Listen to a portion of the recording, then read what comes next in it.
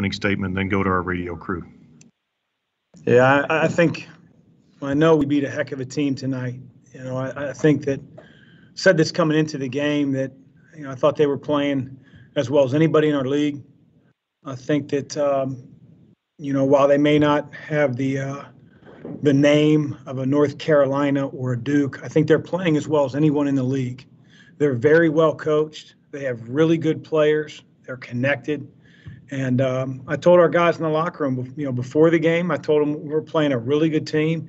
And I thought we beat a really good team tonight. And it's not because they didn't play well. Jalen Cone, he's a freak show. You know, he's so tiny, but he's so fast. So fast. And, you know, he's just pops up and shoots it so quick. And I told him after the game I didn't like him at all. You know, we recruited him a little bit. He's a terrific player. Luma was doing so well coming into the game. And for Jalen Withers, a redshirt freshman, to battle him and, you know, have a double-double. And I thought he and Quinn really, really played above the way they've been playing. And our team needed that against a really good Va Tech team. Chris, you mentioned it. What a really good team. It's so strange. You look at the stats, you win by 2. You'd think it might have been a game that went back and forth, and yet there's only one lead change in the whole game. So you guys were kind of having things your way till the very end. At the end of the game, tell me a little bit about your thoughts about what went on there. Well, a couple of those shots were just some really, really, you know, gut-wrenching, tough shots. You know, I think the game might have been a little different down the stretch. Bob had Carleek, you know, he missed that little finger roll. I know he was so frustrated with himself, but, you know, he delivers so many times for us, and he got right to the paint, and it just rimmed in and out. And then they come down and you know, they cut the deficit, and now it becomes a little bit closer. We did a good job of getting the ball inbound against the pressure. Thought that they would on the last play where Carleek sort of lost the ball going to his left. We thought they were really going to double hard on the ball screen. We're going to short roll David right there in the post and have maybe a lob, or short roll him right there at the elbow, and Jalen was going to fly to the baseline from the corner, but they just switched it. And Carleek had to make a one-on-one play, and it was tough. We didn't give him a whole lot of space. That was probably my error more than his. You know, you look at some things, though, you got to be pleased with. I thought they did a terrific job walling up inside. You won the battle points in the paint 30-20. They've been running really well of late. Virginia Tech held them to 2 fast break points. So defensively, there had to be a lot of things you were pleased with, though.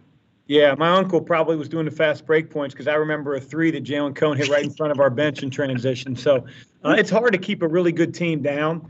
Like I said, they play, they run. I didn't like our start. You know, you get down 11-0, but then have a halftime lead of 5 points. So we outscored them 16. They're a really good team. Thought that, you know, what Mike does in terms of the duck-ins for Aluma, they'll also do it for Mutz. We felt like they would do that against Quinn and Sam as well. We held our own in the paint. They hit some tough shots down the stretch, and you know, I liked our offense. I thought we did a pretty good job tonight. We were a lot less stagnant. We had a purpose, and we got to continue to get better. I wrote that on the notes here, moving with a purpose. One of the things is the way you guys ran. I mean, even if you didn't score in the initial break, you ran to kind of get them on their heels defensively a little bit. I thought that was a big deal tonight. You like your running game a little more tonight? I did, and we're going to continue to push the pace. You know, it was really strange because at the beginning of the year, Bob, we had like 6, 7, you know, healthy scholarship guys that were playing, and then we were playing every other day for 8 days, you know, and like to tell them we're going to play, you know, like Arkansas in the mid-90s, we can't do it and be able to play the next game. So now that, you know, guys are starting to come off the injured reserve, guys like Josh Nickelberry, you know, we're getting Charles back. We're going to start to have more numbers and have the ability to push the ball. And I think we're really effective when we do that because we have 2 of the better point guards in the country in Dave and Carleek. And they did their job again tonight, 17 each. But you mentioned Withers with a double-double, 12 rebounds. You took him out after the start of the second half when he was playing well. Are you still having to manage minutes for him for endurance, or what was going through your head there? I thought he had a heck of a stretch to start the half, and he called for it. And that's our rule. You know, you call and you need a sub. You know, we're going to get you out and we'll put you back in when you feel like you're ready. And we didn't take him out because of mental errors or he was playing lazy. He just got tired. And when you play a guy like Aluma and you're running the floor, those things are going to happen. One last question, and certainly everybody contributed. Literally everybody put something in the pot tonight. You mentioned how well Slazinski played. Sam, though, is struggling offensively a little bit. What does he have to do to get going a little bit, do you think? I think he has to play harder. I think that if we're all running the floor and he's not, that, he sticked out like a sore thumb. And so, he's been practicing a little bit better. But he does have to get going. He's a way better player than he's playing. If he allows it to get mental, that'll be an issue. But the good thing is he's keeping a good attitude. And usually good things happen for guys that have the right attitude. He needs to play harder on both ends of the floor and with more intensity. And when he does that, I think he'll be a lot more successful at this level. I lied. One last quick question. What are you going to do about Saturday now? Do you approach it with a possibility they give you another team, or there's no way you're going to play a game? How do you approach it? Yeah, I don't think we're going to play. We looked around a little bit, but the last thing we want to do is bring in a team that doesn't have the ACC standards and protocols, and then we get positives, and then we're like some of these other teams that are pausing. So, our team, we came back from the Kentucky game off Christmas break. That was a 3-day break that we had. We went right into prep for Boston College. We went right into prep. We need to work on ourselves, especially as we get some of these guys back and we get Charles back. We need to do situational stuff. We need to do stuff, where we're handling the press with, a couple minutes left in the game. We need to be able to, rest a little bit. But, we'll still practice, but we'll turn our attention to Wake Forest more when the beginning of the week comes around. Congratulations, Chris. Good win. Thanks, Bob.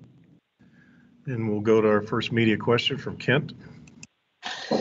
Yeah, Chris, you guys get down 11-0. You call that quick timeout. What was your message to your team in that timeout? Because it seemed like they played like it was almost like you had a completely different team defensively after that.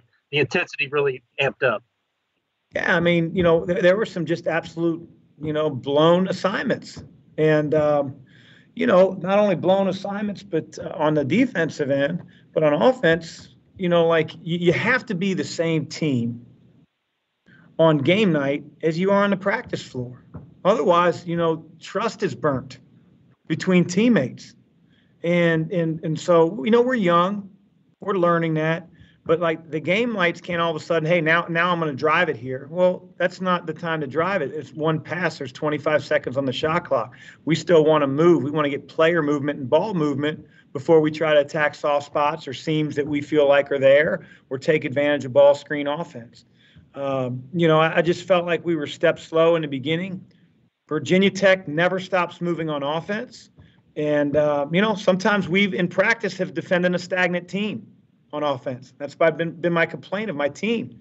And so you get in the habit of practicing against yourselves, and you're standing around a lot defensively, and that's not going to work against Virginia Tech. So we amped it up. Carlik got out in the passing lanes a couple times, and we were much better after that timeout. Go to Russ and then Shannon. Yeah, Chris, Russ Brown. Could you elaborate a little bit on what you liked about Withers and Slazinski tonight? You mentioned both of those. Yeah, I would tell you that if they were up here, Russ, they would probably tell you how hard I've been on each of them.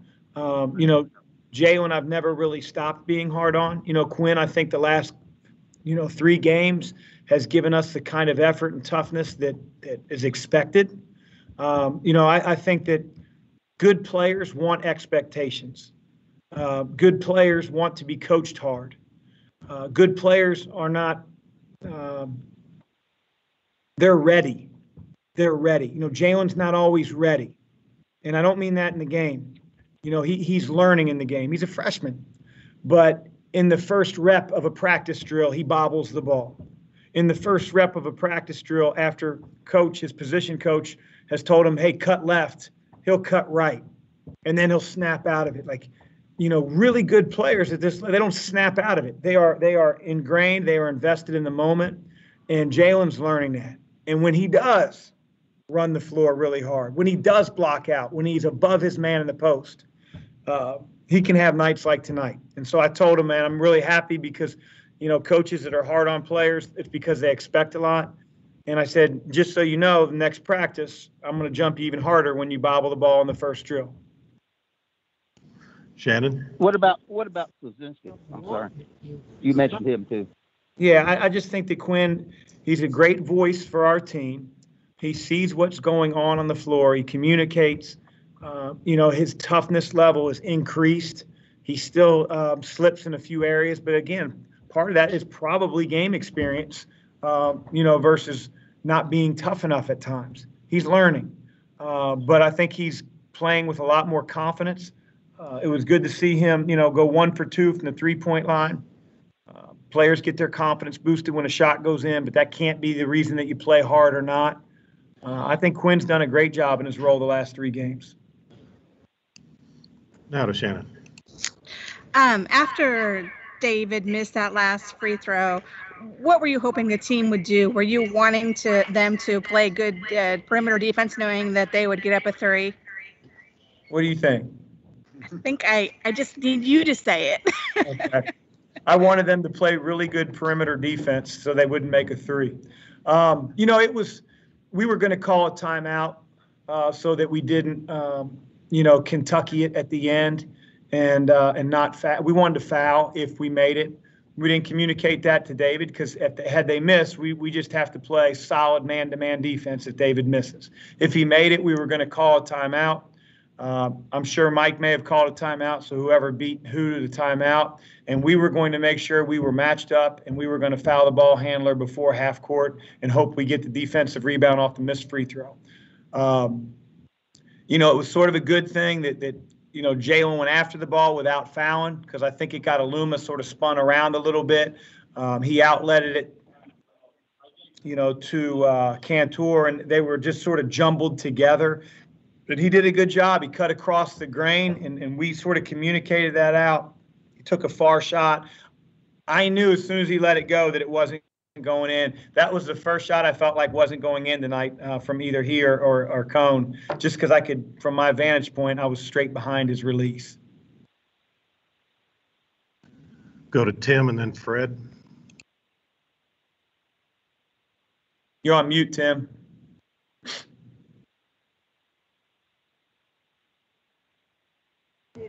Okay, I got it.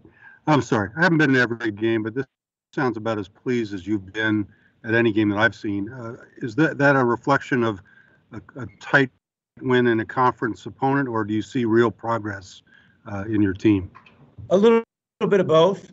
I was very well prepared to come here and say, hey, hats off to Virginia Tech. Kid hit a great shot at the end, and, we battled one of the best teams in the league. I said that to our team. My job, as I see it, is to tell the team the truth.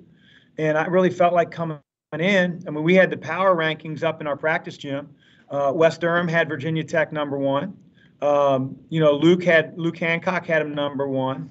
Everybody had him number 1, and there's a reason for that. They've earned that.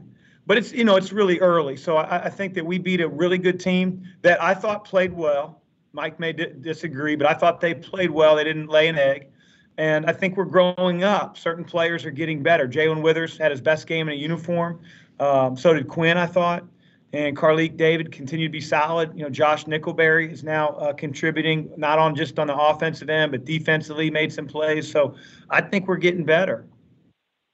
You see the stagnation coming to an end? I don't think anything's final. Success is never final.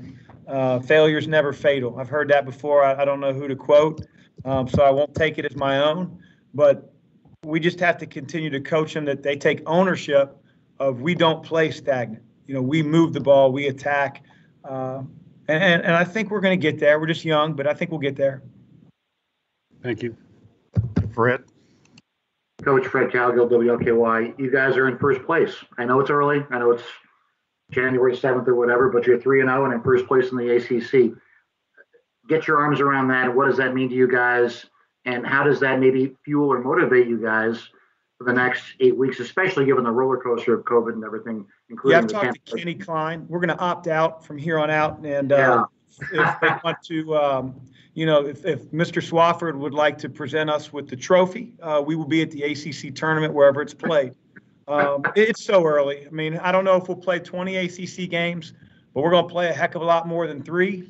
And so, we got a long way to go. But it beats being 0-3. I can tell you that. Fair enough. All right, Coach, thanks for joining us. Thanks, guys. We'll be back with the players shortly.